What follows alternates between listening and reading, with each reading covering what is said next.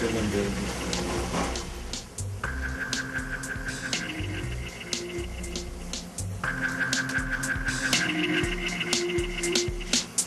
Today is the final runway day. I don't really feel anything. I was calm.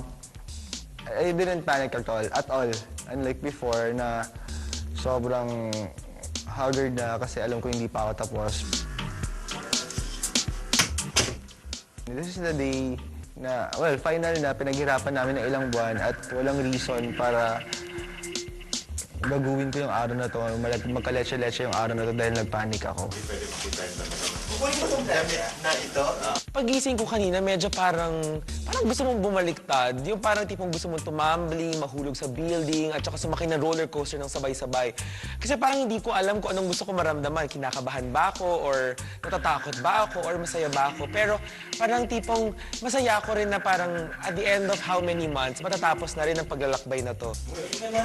Russell! Lisa, maliliit tayo sa SMX.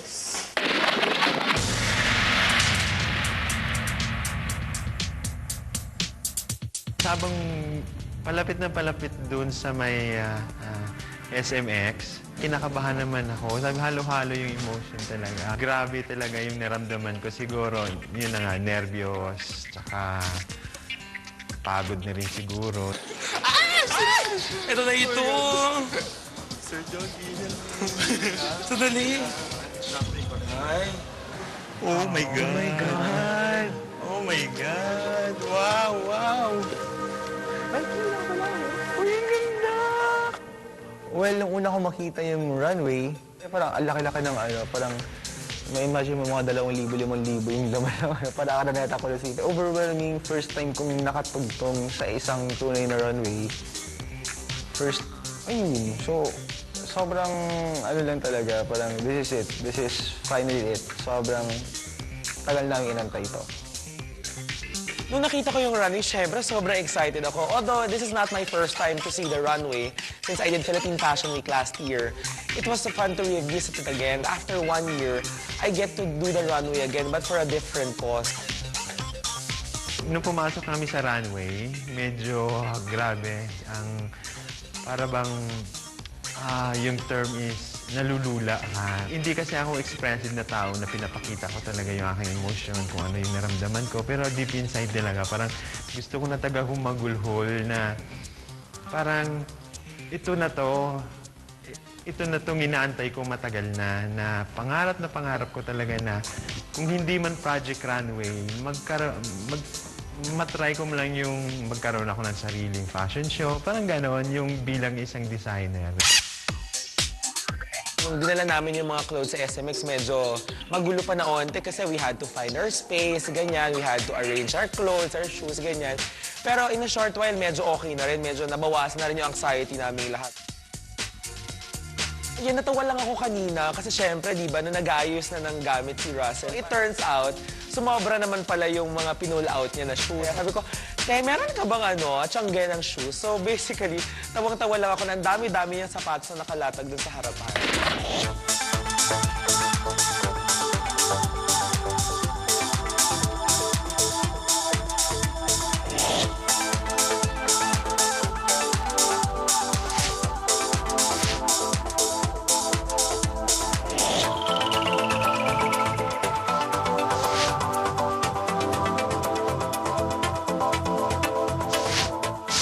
Ako dun sa buhok, pabanat na lang kung pwede siya malagyan ng gloss o ng gel or something.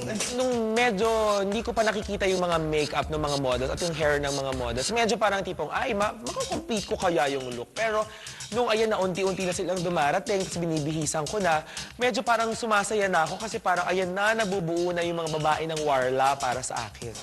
Higit natin masakit, hindi pa mapi. Lagyan natin ng tela. Sa fit ng mga damit ko sa models, hindi naman ako nagkaroon ng ganun ka-problema. Tumama naman, sumakto naman siya. So masaya na ako dun.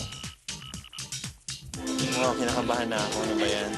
Sa backstage, habang binibihisan ko yung mga models ko, grabe. Naliligo ako sa pawis na hindi ko maintindihan na nawawala pa yung towel ko. Tapos, yun nga, grabe talaga naramdaman ko noon. Excited talaga.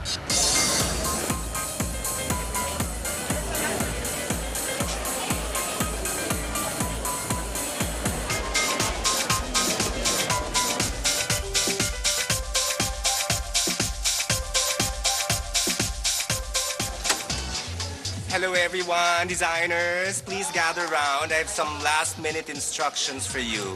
Come, Manny. So Manny, you're gonna go out first, and then ikaw naman Santi, and you're the last Russell. Okay? So at this point, wala nang problema. And if you need help from me, just call me. I'll just be here, around you.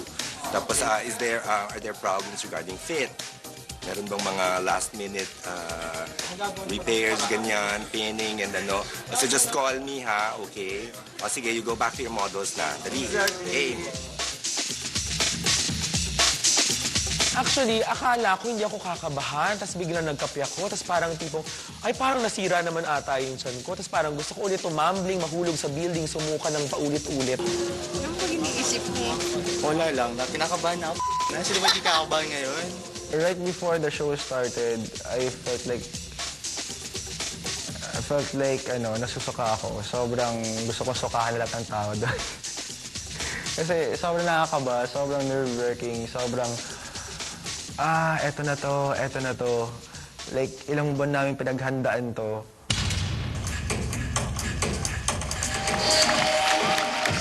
Hello, everyone! Welcome!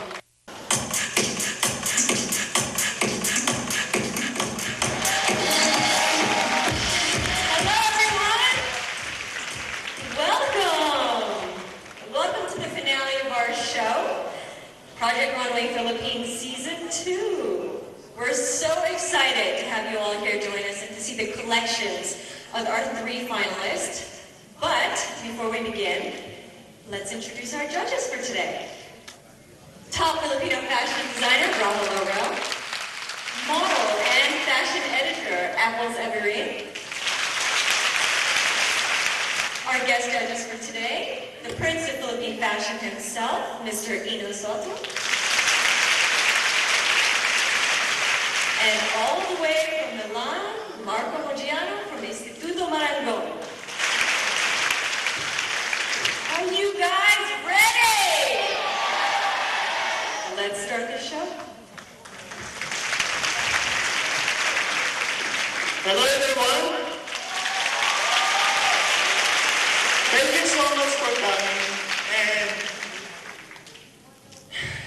this is a dream come true for me.